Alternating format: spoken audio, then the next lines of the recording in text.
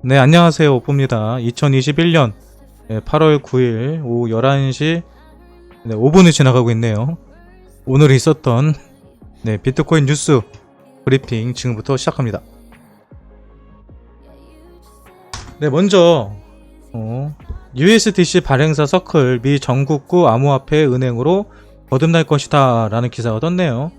조금 전에 10시 41분에 뜬 뉴스고요. 이 USDC는 뭐냐면요, 코인베이스에서 사용되는 스테이블 코인입니다. 달러와 1대1의 가치 교환을 할 수 있는 코인이고요. 근데 요거를 발행한 서클에서 조만간 미국 최고 금융 규제 기관과 여정을 함께 하고 있다, 뭔가를 지금 준비하고 있다는 얘기죠. 전국구 은행으로 거듭날 거다. 그러니까 뭐 금융 서비스를 조만간 진행할 것 같아요. 이래나 저래나 현재 미국 최대의 거래소는 코인베이스고요. 그리고 현재 최고의 스테이블 코인도 결국은 USDC가 될 가능성이 큽니다. 이런 기사 보시면 될 것 같고요. 네, 폴로닉스 SEC의 미등록 거래소 운영 벌금 $10,000,000 지급 합의. 여러분들은 폴로닉스를 모르겠지만 2017년도 최고의 거래소는 폴로닉스였습니다. 미국. 거래량은 많지 않았지만 이 폴로닉스를 보고 많은 사람들이 투자를 했었어요. 그래서 근데 폴로닉스가 아직 살아있네요. 아무튼 벌금 $10,000,000 SEC에 등록을 안 했었나봐요. 네, 아무튼 이 돈을 내고 앞으로 다시 영업을 하게 될 것 같습니다.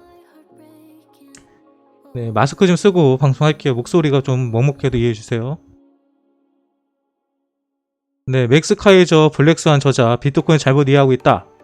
네, 이 얘기는요, 비트코인 팟캐스트 방송 오렌지 필쇼에서요, 블랙스완 저자가 나와가지고요, 비트코인이 가치 저장 수단이나 신뢰할 수 있는 인플레이션 해치 수단이 될 수 없다라고 주장을 했다고 합니다.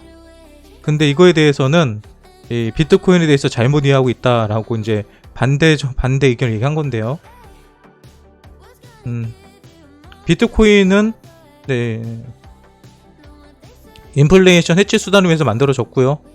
그리고 이미 그 가치가 증명되고 있죠. 여러가지 규제 방안들이 나오고 있고 실제로 그렇게 사용되고 있습니다. 그래서 이거에 대해서도 아직 비트코인에 대해서 기존의 금융권에서 활동하던 사람들은 완벽하게 이해를 못하고 있죠. 그래서 이런 문제점이 계속 나오는 것 같아요. 그리고 여러분, 이제 테더 스테이블코인 준비 자산 중 현금 비중 10%, 기업원 50%, 이게 좀 중요한 얘기거든요. 우리가 조금 전에 살펴본 거는 USDC잖아요. 네, USDC는 코인베이스에서 사용하는 거고요. 그리고 테더 같은 경우는 그 최초의 스테이블코인이라고 보시면 돼요. 가장 많이 사용되고 있는 스테이블코인이 바로 이 테더인데, 이 스테이블 코인이 전 세계적으로 현재 금융권에 있어서 상당히 그 위험한 존재로 지금 인식이 되고 있어요. 왜 그러냐면 테더는 그냥 찍어내면 되는 거거든요. 테더는 그냥 찍어내면 되는 건데, 문제는 나중에 현금할 때 문제가 되는 거죠. 누군가가 막 테더라든지 스테이블 코인 막 발행을 해요. 그럼 발행을 했으면 나중에 그 스테이블 코인을 누군가는 현금으로 바꾸려고 할 거잖아요. 그 현금으로 바꾸려고 한다면 그 현금을 돌려줘야 되는데, 이걸 가져와서 현금으로 바꿔주세요 하는데 저희 현금 없는데? 이렇게 돼버리면 그냥 공수표가 돼버리는 거예요, 저게. 그러니까 약속음이라든지 아니면 카지노로 치면 칩 같은 거예요. 게임을 할 때 칩을 가지고 우리가 게임을 한 다음에 나중에 집에 갈 때는 어떻게 해요? 칩을 현금으로 바꿔서 가져가죠. 코인에서 다 신나게 코인으로 돈을 번 다음에 테더를 가지고 가가지고 이거를 현금으로 바꿔주세요. 그런데 우리 현금 없어요. 그러면은 그 칩이 그냥 플라스틱 조가리가 돼버리는 거죠. 그래서 이 스테이블 코인을 발행하는 곳들에 대해서는 항상 니네들이 가지고 있는 자산만큼만 스테이블 코인으로 발행을 하느냐 안 하느냐는 항상 큰 이슈가 되어 왔습니다. 근데 법적인 규제가 없는 거예요, 이거에 대해서. 근데 테더 같은 경우 이번에 뭘 했다고요? 이번에 그거에 대해서 전문적으로 조사를 했습니다. 자기네들이 감사를 받았어요. 무어 케이맨에게 감사 보고서를 받은 거죠. 회계 컨설팅 업체인 무어케이맨. 근데 여기에 감사를 해보니까 본인들이 발행한 코인보다도 더 많은 자산을 가지고 있다는 게 확인이 됐어요. 예, 그렇게 되면 현재 테더를 가지고 있는 사람들은 겁먹을 필요가 없죠. 예, 그래서 테더한테는 이건 상당히 큰 호재고요. 예, 그리고 이게 그동안 가장 큰 이슈가 되기도 했습니다. 그래서 여러 가지 스테이블 코인들이 있어요. 근데 여러 가지 스테이블 코인들 중에서 일단 테더는 사용할 수 안전하게 우리가 스테이블 코인으로서 가치를 인정받을 수 있다. 이렇게 생각하시면 될 것 같습니다. 네, 그리고 BTC 이번 주 강세 지속된대요, 여러분. 뭐 코인 전문가는 없는데 아무튼 전문가들이요. 비트코인 이번 주 5만 달러까지 갈 수 있다고 합니다. 뭐 그렇게 분석을 하네요. 5만 달러까지 간다. 5만 달러면 얼마예요?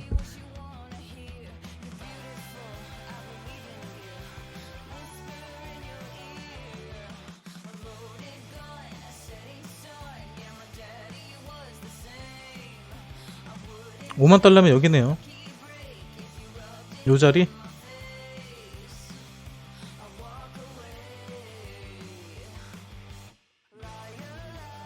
오호. 5만 달러면 요 자리. 이게 아니지. 어쩐지 이상하다 했네요.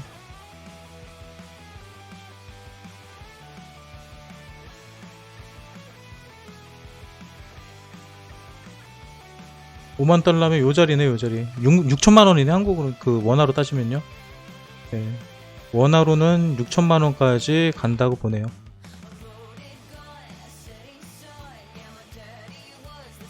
요 자리니까 요 자리. 62,000달러 정도. 김프 가만히 6,000달러? 6천만 원. 네. 비트코인 같은 경우는 6천만 원까지도 갈 수 있다라고 전문가들이 얘기를 합니다. 네, 그리고 BTC 대규모 이체가 있었다고 하죠. 근데 여러분들 이런 거 보면 겁먹으시잖아요.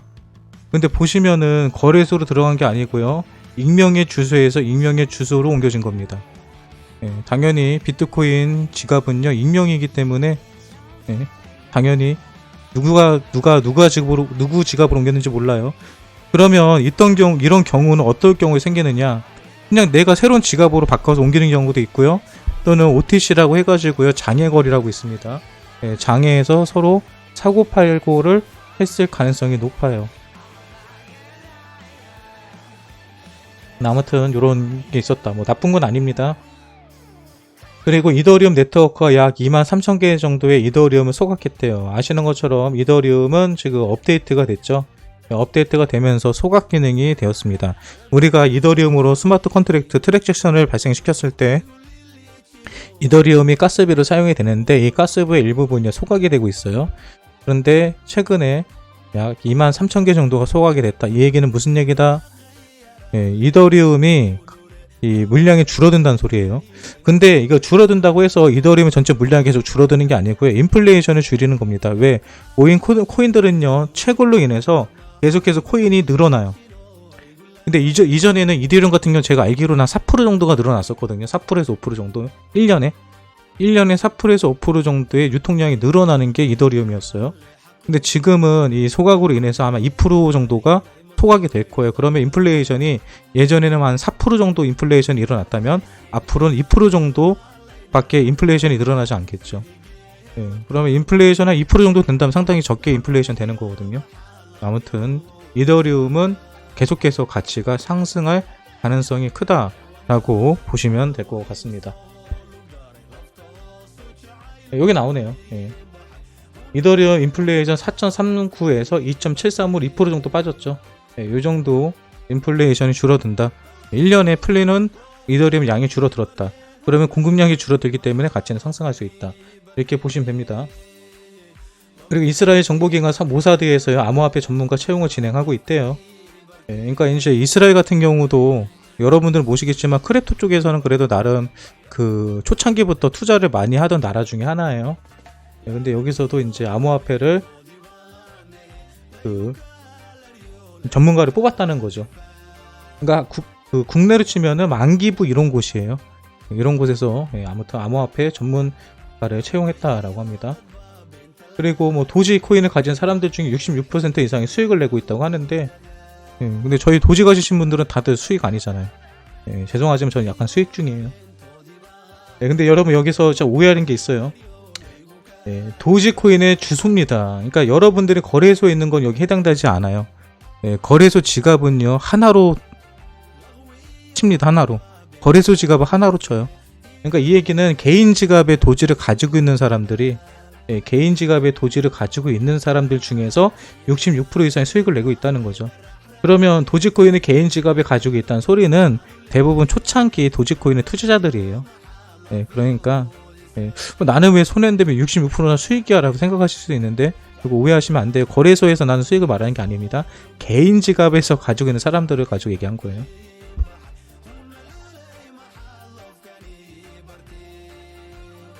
뭐 인프라법, 요새 인프라법이 가장 이슈가 되고 있죠. 근데 인프라법을 제가 다시 한번 정리를 해드릴게요. 오늘 보니까 인프라법에 관해서 여러 가지 새로운 뉴스들이 나오는데요. 그 인프라법은 다시 말해서 세금을 부과하는 법이에요. 세금을 부과하는 법인데 요 안에 처음에는 POW 코인과 POS 코인 두 개 다를 세금을 부과하겠다라는 조항이 있었습니다. 그런데 모든 법안이 발의되기 전에는요 세부적으로 계속 수정 보완을 거쳐요. 근데 이 이야기가 나온 지부터 벌써 2-3일이 지나니까 2-3일 동안에 계속 변화가 있었습니다. 그래서 처음에는 POW 코인이 빠졌고요. 그리고 지금은 POS, 쉽게 말해서 노드 운영자라고 하거든요. 스테이킹을 하는 게 노드 운영자라고도 하는 거예요. 그리고 스테이킹 하는 게 바로 POS고요. 그래서 이 POS, 스테이킹을 하는 사람들, 노드를 돌리는 사람들에게도 세금을 부과하지 않는 것 쪽으로 지금 조항이 삭제된 걸로 확인이 되고 있습니다. 그러면서 이제 그럼 세금을 누구한테만 매기느냐, 암호화폐 관련된 것은 이제 브로커들, 암호화폐 브로커들한테만 세금을 매긴다 라고 이제 가닥이 잡힌 것 같고요. 그럼 브로커는 누구냐라고 한다면 현재로서는 거래소가 여기 해당될 수가 있습니다. 그래서 인프라법 여러분 크게 신경 쓸 필요가 전혀 없어요. 이제 우리가 우려할 만한 POS에 관련된 인프라법에 대한 내용 싹 빠졌습니다. 지금 뉴스를 보면 그렇게 나온 것 같아요. 네, 그리고 오늘 좀 가격이 낮에 좀 아침에 좀 빠졌죠. 아침에 오늘 오전에 좀 많이 빠졌죠. 7시 8시쯤에 그때 아마 청산된 것 같아요. 그때 순간적으로 빠지면서 롱을 쳤던 친구들이 청산을 당했을 거고요.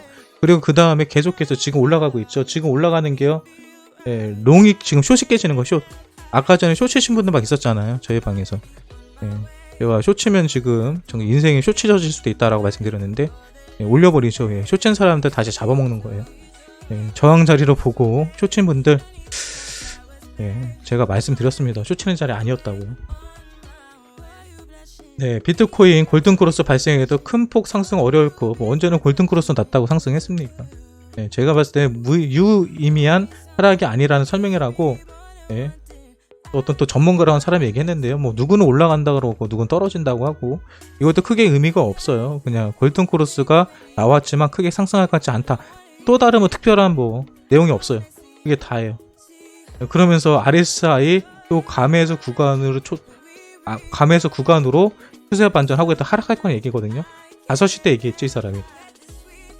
5시 이후에 계속 올라가고 있어요, 비트코인. 당신은 틀렸어. 네, 그리고 암호화폐 우주에 광고 띄운다. 도지코인도 지워. 요게 좀 재밌는 거예요, 요게 뭐냐면요. 오늘 도지가 조금 올라갔죠. 바로 요 기사 때문에 올라갔다라는 얘기가 있습니다. 근데 지진의 코리데에 따르면 캐나다 연구 개발 회사가 일론 머스크의 우주 탐사 기업 스페이스 X와 협력해서 우주에 광고 위성을 발사할 예정이라고 얘기를 했다. 그래서 제가 이 내용을 좀 살펴봤거든요. 그러니까 얘네들 방법은 이겁니다. 우주 광고 영상과 로고 등을 표시하기 위해 셀카봉이 들어있는 한쪽 면에 디스플레이 화면에 장착된 큐브셋이라는 위성을 개발하고 있다고 해요. 그러니까 이거 제가 봤을 때 이런 그림 나올 것 같거든요. 그림을 그려줘야지.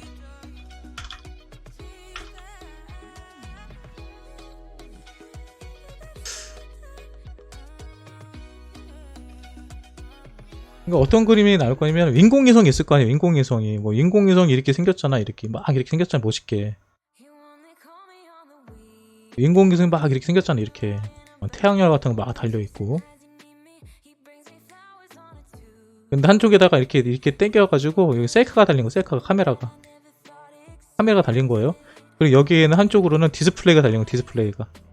여기서는 막 화면이 나오는 거예요. 여기서 화면 같은 게 나오는 거야. 그럼 얘를 찍어요. 얘가 여기를 찍어요. 여기 화면은요, 여기 지구가 있어, 지구가. 여기 지구가 있으면 지구에서 전파를 쏘죠. 예, 전파를 쏘면은 여기서 광고를 위임을 받는 거예요. 광고를 받으면 광고 내용을 이쪽으로 쓰면 여기서 화면이 나오겠죠. 광고 내용이. 그러면 이 셀카봉으로 해서 이걸 광고를 찍어요.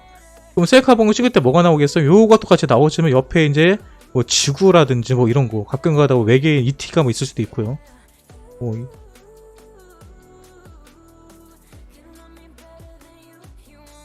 ET가 있을 수도 있고요.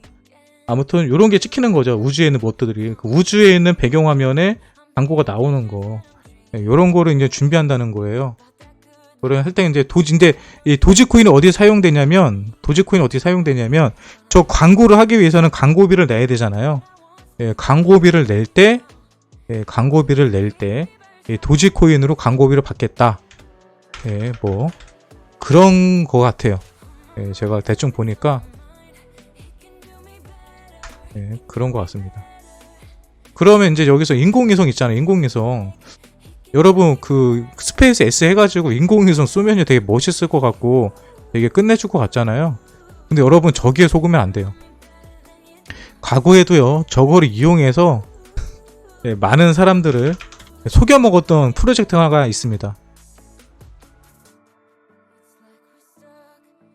많은 분들이 아실 거예요. 어떤 코인이 있을까요? 어떤 코인이 있을까? 어떤 코인이?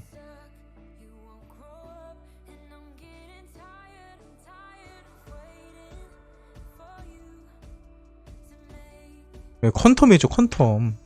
퀀텀에서도 자기네가 이제 그 인공위성을 싸가지고 그 해외에서, 그러니까 인터넷이 안 되는 데서도 블록체인 기술을 이용해서 하겠다라고 해가지고 엄청나게 약을 팔다가 나중에 다 망해버렸죠. 근데 여기서 이제 여러분 중요한 이거예요. 여기 보시면 핵심이 이거예요.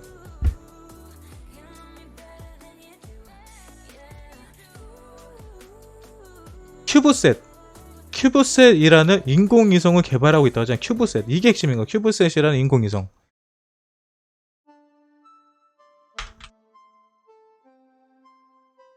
큐브셋 인공위성은 어떻게 생긴 거냐면요.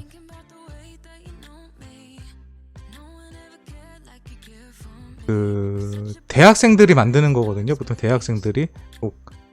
이게 어떻게 생겼다고 봐야 되나? 어떻게 보여드리지?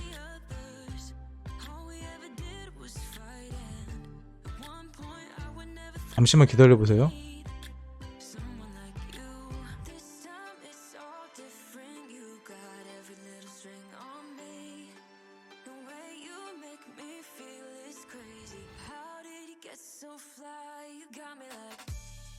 요런 거예요. 요런 거. 이렇게 생긴 거. 이게 인공위성, 이게 인공위성이에요. 큐브. 손바닥만 해. 별로 크지도 않아요. 한 30cm, 50cm. 아까 전에 제가 그린 거는 그냥 진짜 인공위성처럼 생긴 거 그려드린 거고, 실제로는요 코딱지만 해요.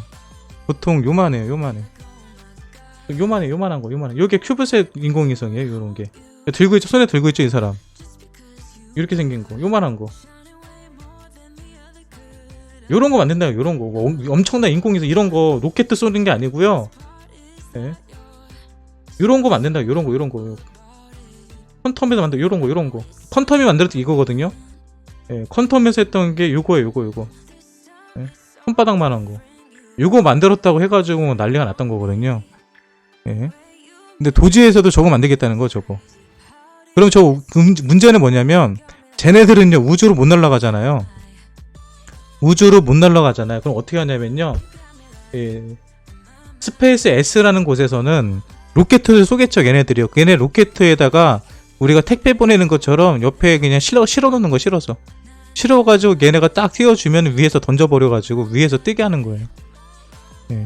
그러니까 로켓가 아닙니다, 여러분. 인공위성이에요. 그러니까 남들이 쏘는 로켓에다가 탑재시켜가지고 하늘로 올린 다음에 거기서 작동시키겠다는 소리예요. 그러니까 이 로켓이랑 많은 사람이 인공위성이랑 헷갈리는데요. 예, 쉽게 말해서 이거 별거 아니다. 예, 별거 아니다. 이거 아무나 할 수 있다. 대학생들도 만들어서 쏘는 게 보통 큐브셋이에요. 보통 큐브셋을 만들어서 인공위성 띄우잖아요. 그럼 1억 정도 들어요. 1억 정도. 예. 네, 실제로 그 개인이 인공위성 띄웠던 사람이 한 분 있죠. 뭐 이분도 아시는지 모르겠는데 손 뭐지 이 사람이? 개인적으로도 한번 여러분 인터넷 검색해 보시면요. 예, 세계 최초 송호준이라고 검색해 보시면요. 예, 개인적으로 저거 인터넷 그 날리신 분 있어요. 예, 1억 정도 들여가지고. 네, 아무튼 다음 뉴스 들어가겠습니다. 별로 중요한 거 아니에요. 예, 다음 또 뉴스는요. 예, 상당수의 고래 장기 홀더들이 BTC 보유를 계속한대요. 무슨 얘기냐면요. 지금 가격이 많이 올랐잖아요. 가격이 오르면 팔아야 될 거 아니에요. 팔려면 결국 거래소로 보내야 되겠죠. 근데 기존의 고래들이요. 거래소로 물량 하나도 안 보내고 있대요. 예, 그래서 현재 비트코인 상승에도 불구하고 고래나 장기 홀더들의 매도 움직임이 포착되지 않고 있다라고 분석됐어요. 이거는 정확한 거예요. 예, 매도를 안 한다는 소리는 더 올리겠다는 소리죠. 가격을요. 아직 만족하지 않다는 얘기입니다.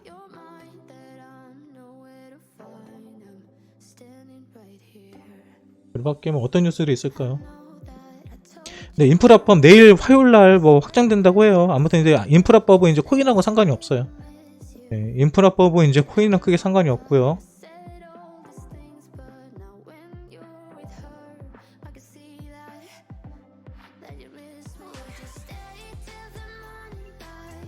그리고 여러분 브라질에서도요 지금 비트코인 ETF 출시됐습니다. 그러니까 여러분들이 ETF가 현재 출시가 안 된다 생각하는데요. 출시가 안 되는 거는 미국에 한해서 얘기하는 거고요. 현재 다른 나라들 캐나다라든지 남미라든지 브라질 같은 데서는요 이미 ETF가 들어갔고 ETF 되고 있어요. 증권 거래소에서 비트코인 ETF 현재 사고 팔고 하고 있습니다. 이런 것도 알고 있으면 좋을 것 같아요. 그리고 이제 한국은행에서도 암호화폐 자산에 관해서요 이제 어느 정도 인정하는 분위기예요. 이게 보시면은 내용을 보면 재밌어요. 하나는 비트코인 등 민간 암호 자산이 향후 법정 통화의 역할을 대처할 수 있을지 여부가 감시사라고 하면서 암호화폐 중 법정화폐와 연동돼 안정된 가치를 유지하도록 설계된 스테이블 코인의 경우 암호자산 상태 및 가상세계, 국가 간 송금 등에 활용할 가능성이 높을 것이다. 그러니까 실제로 그 가상세계, 국가 간의 송금, 국제송금 이런 데서 사용할 가능성이 크다는 걸 인정한 거죠. 그리고 투자 및 투기 수단으로서 관심이 지속될 수 있다. 그리고 디파이에 관해서도 얘기하죠. 디파이에 대해서도 당분간 금융회사를 통한 금융중개 방식이 일반적인 거래 형태로 유지될 것이다. 그러니까 인정한 겁니다. 한국은행에서도 디파이가 금융회사 가운데서 쉽게 말해 중간 매개체를 이용해가지고 직접 기존의 C파이, 기존의 금융권에서 디파이를 바로 다이렉트로 운영하진 않겠지만은 중간 매개를 통해서 상품을 판매할 가능성도 있다라는 것에 대해서도 한국은행에서는 인정한 거예요. 그러니까 지금 국내에서도 결국은 뭐 금융자산이 아니다, 얘기가 나오지만은 어쩔 수 없이 받아들일 수밖에 없는 상황이 되고 있습니다. 네, 여기 나오죠. 인프라법 개정안 과세 제외에 포스 검증자 추가되었다라는 거 기사 떴죠. 그러니까 더 이상 인프라법은 걱정하실 필요 없고요. 아침에 다 나왔던 기사들이고요. 그러니까 오늘 주요 내용은요 인프라법이었는데요. 뭐 인프라법에 관해서 결국은 큰 문제 없이 지나갔기 때문에 우리가 그동안 걱정할 수 있는 모든 악재들은 사라졌다라고 보면 됩니다. 미 증시 비트코인 채굴주 일제 상승세. 지금 비트코인이 막 올라가는 게요. 미국 증시가 올라가면서 따라 올라가는 것 같네요. 네, 아무튼 뭐 비트코인이든 알트코인이든 여러분 지금 분위기 좋아요. 악재가 없어요. 4월달 5월달 여러분 비트코인이 왜 떨어졌다고 생각을 하세요? 그때 나왔던 몇 가지들의 악재들이 있었죠. 일단 첫 번째 악재 중국발 악재들. 중국에서 비트코인 거래 금지. 근데 이거는 이미 2017년도에 됐던 거고요. 그리고 나서 채굴장 금지. 근데 채굴장 금지도 비트코인 나빠서 못하는 게 아니라 전기 때문에 못하게 한 것 뿐이거든요. 그리고 뭐 그레이스케일 언락 물량 이것 때문에 또 가격이 많이 떨어졌었고요. 그리고 인플레이션, 미국에서 발표하는 인플레이션 발표에서 인플레이션이 높아질까봐 걱정하는 것 때문에 가격이 떨어졌습니다. 근데 이 네 가지 모두가 지금에 와서 불과 2, 3개월 지나서 보니까 악재가 전혀 아니거든요. 오히려 호재로 반영할 수 있거든요. 그리고 앞으로 나올 수 있을 만한 특별한 악재가 바로 인프라법이었는데, 인프라법 역시도 오늘 뭐가 됐어요? 더 이상 코인하고는 상관없는 법이 돼버렸습니다. 그럼 단기적으로 현재 이 시장에서 나올 수 있는 악재는 없어요. 네. 추가적으로 나올 만한 악재가 없습니다. 그러니까 지금 자리는 여러분 쫄지 마시고요. 적극적으로 공격적으로 매수 잡아보셔도 돼요. 물론 조정은 있습니다. 조정 나왔을 때 잡으실지 아니면 지금 사신 다음에 조정을 경험하실지는 여러분들의 선택이에요. 하지만 그 조정폭이 그리 크지는 않을 거고요. 그리고 조정이 나온다 하더라도 빠른 복구 분명히 나올 겁니다. 매매의 기준 여러분 스스로 한번 잡아보시고요. 제 방송이 여러분들에게 도움이 되셨다면 구독과 좋아요, 알림 설정까지 부탁드리겠습니다. 지금까지 오뽀였고요. 오늘 뉴스 브리핑 준비된 거 여기서 마감하겠습니다. 지금까지 오뽀였습니다. 끝!